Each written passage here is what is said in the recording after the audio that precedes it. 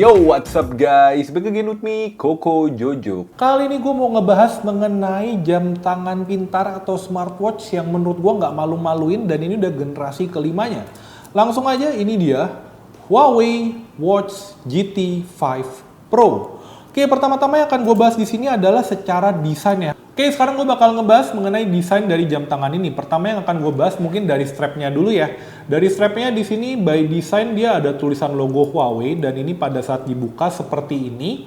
Lalu di sini untuk kalian ngatur panjangnya tinggal nanti kalian lepasin aja dengan cara tekan yang ini. Lalu kalian tinggal lepasin aja.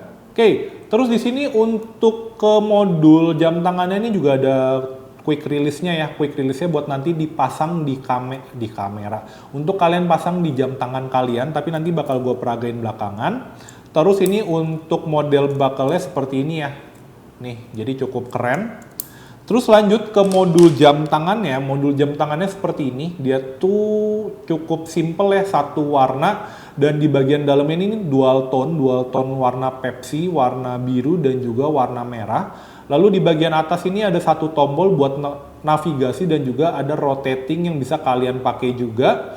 Lalu ini ada tombol shortcut yang bisa kalian pakai buat kalian akses shortcut. Ini kebetulan gue setting ke walkout. Lalu di sini untuk bagian belakangnya, nah ini untuk sensor-sensornya ya. Dan ini juga bahannya setahu gue belakangnya tuh bahan safir, correct me if I'm wrong. Terus nanti kalau misalkan kalian pengen masang strapnya, strap yang baru ini cukup mudah buat kalian pasang. Jadi tinggal kalian pencet tombol ini dan nanti tinggal kalian pasang aja. Seperti ini. Dan ini dia udah langsung kepasang. Oke, dan pada saat dipasang ke tangan kira-kira seperti ini.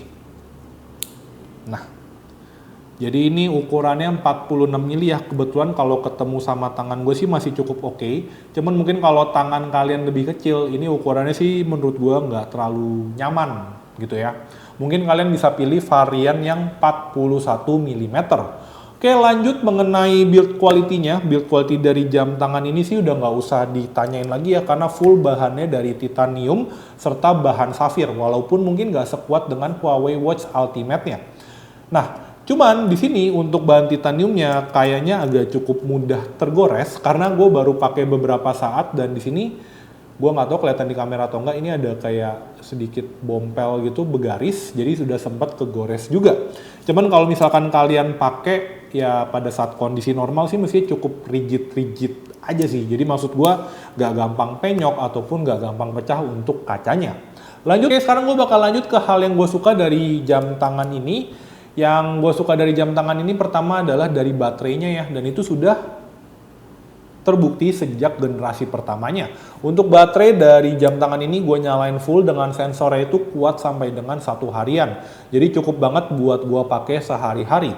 Terus juga di sini yang gue suka untuk opsi watch face-nya cukup banyak ya, dan ini secara desain cukup keren. Ini watch face bawaannya, ada kayak gambar bola dunia. Jadi di sini dia ada fitur buat ini termometer, ini fitur buat ngukur suhu tubuh. Terus dia ada buat stopwatch atau timer buat ngitung altitude. Clover ini buat ngecek tasnya kalian tidur, gerak ataupun olahraganya. Lalu di sini ada fitur Find My Phone-nya. Terus dia ada kamera shutter buat nyetel lagu, nggak gua pakai, telepon. Lalu ini untuk ngecek mood kalian ya. Jadi ini dia bisa buat ngecek mood, dan ini ada kayak kalian itu posisi moodnya ada di mana. Terus ada kalender, weather. Ini bisa buat ngecek notification. Terus ini buat ngecek heart rate-nya juga. Ini kayaknya SpO2. Terus bisa buat ngecek aktivitas, walkout, terus ini buat bikin route. Ini ada Huawei Wallet yang bisa kalian pakai buat nyimpen kartu akses. Lalu ini ada kontak, terus ini buat ngecek tidur. Terus ini buat ngecek Kcal ini ideal weight-nya, ya oke. Terus dia ada buat golf, gak pernah gua pakai sih kalau golf. Terus untuk buat ngecek pulse wave, ada juga buat center. Terus ini buat breath exercise. Terus untuk workout record-nya seperti apa. heart rate monitoring, terus ini buat running ability-nya, terus ini stopwatch, kalkulator, kompas, ini buat ngecek, oh ini ECG, terus ini buat artery stiffness detection, gua nggak tahu ini buat apa, mungkin yang tahu bisa tulis di kolom komentar di bawah. Jadi untuk secara fiturnya sih lumayan lengkap banget ya si jam tangan ini. Terus juga di sini untuk widgetnya nih cukup banyak ya yang bisa kalian setting widgetnya di sini.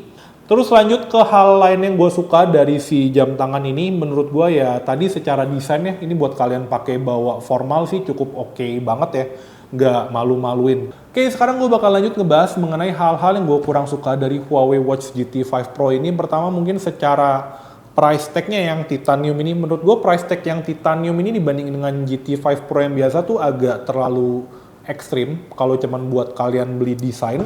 Kebetulan gue beli ini pas lagi diskon, jadi nggak beli di full price-nya yang 6, sekian juta itu, yang menurut gue agak sedikit overpriced.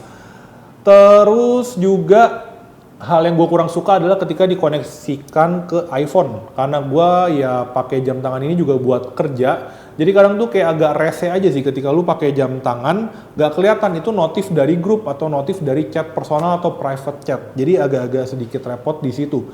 Dan untuk kontrol notifikasi di iPhone itu nggak sebanyak kontrol notifikasi yang ada di ponsel Android. Terus juga hal yang gue kurang suka dari Huawei Watch GT 5 Pro ini mungkin secara aplikasinya ya.